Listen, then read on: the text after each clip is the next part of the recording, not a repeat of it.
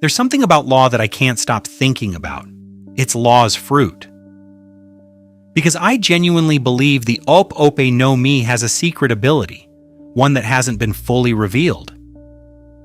And the more you look at the clues Oda has been leaving, the harder it becomes to ignore. Let me explain. Most people understand the Ope Ope no Mi on a surface level. Law creates a room. Inside that room, he becomes the surgeon. He can cut things without damaging them, teleport objects, swap personalities, even pull out a living heart and hold it in his hand. Incredibly versatile, incredibly precise.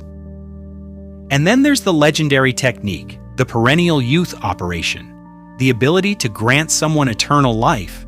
The catch? The user dies performing it.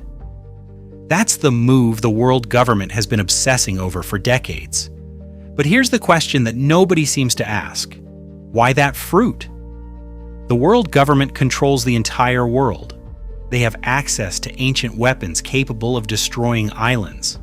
They have admirals. They have the Gorosei. They have things we still don't fully understand.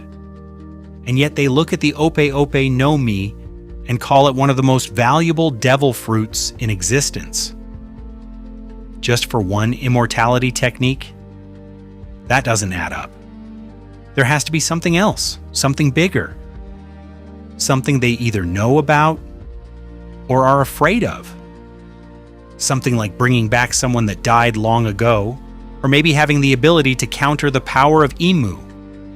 If you watch Law's fights carefully, not just the results, but how he does what he does, something starts to shift as the story progresses. In the early days, his powers look exactly like surgery, methodical, controlled. He's precise, he's calm, and everything he does has a clinical logic to it. But by the time we hit his awakening, it stops looking like surgery. It starts looking like spatial manipulation. The moment that changed everything for me was the fight against Big Mom. Law didn't try to match her strength. He didn't try to break through her insane durability. He just went around it.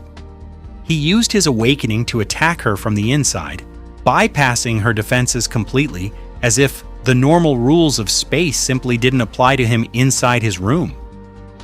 And then there's one last detail that makes all of this hit differently. The Trafalgar D water law. Oda has never been careless with that initial. Every person who carries it ends up standing at the center of something world-shaking.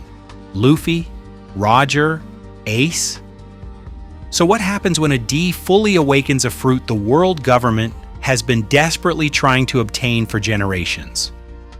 Because right now Law is already one of the most dangerous people in this story. But dangerous and world-changing are two very different things.